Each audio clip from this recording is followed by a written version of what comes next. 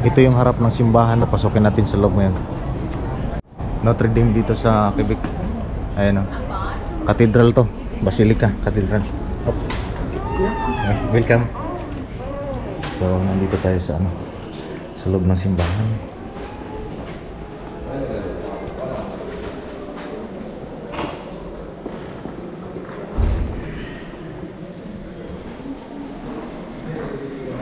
Kalawak na guys.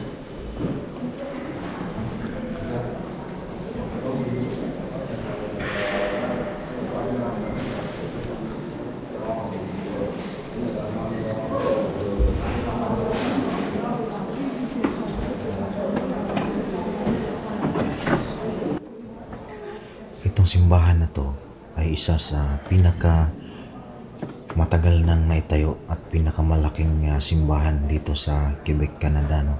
Dito sa may city. So inyong makikita dito na ang laki ng impluensya talaga ng relihiyong Katoliko, dahil ito po ay kahit saang bansa ka magpunta, naroon ng mga malalaking simbahan ng Katoliko. Ito lang ang isa sa nagpapatunay na ang Katoliko talaga ay ang tunay na relihiyon, no? So ito yung tinatag talaga ng ating Panginoong Hesus nung siya ay nabubuhay pa.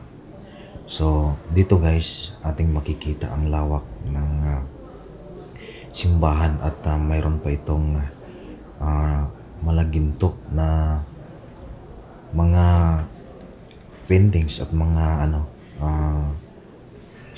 sculpture na nandun sa unahan na ating makikita. So sa lawak ng simbahan na to at sa tagal nito ay mamangha ka talaga sa angking ganda. So ipapakita ko sa inyo guys kung gaano siya kalawak at kalaki. Samahan nyo ako at pupuntahan at ikutin natin ang buong simbahan, buong loob nito sa simbahan. Pupuntahan natin doon sa unahan para ating makikita kung ano talaga ang meron doon sa kanilang mga inukit na mga rebulton na mga santos. So yan, ating makikita na kaiba ang kanyang disenyo.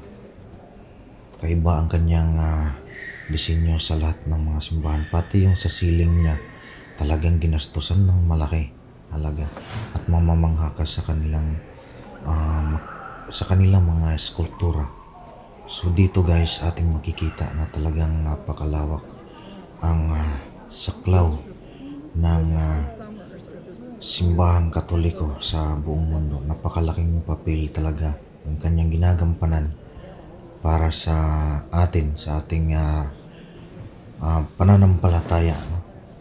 So dito tayo ngayon nagpunta sa loob at ating titingnan kung anong meron, kung anong kaganda ang kanilang simbahan dito.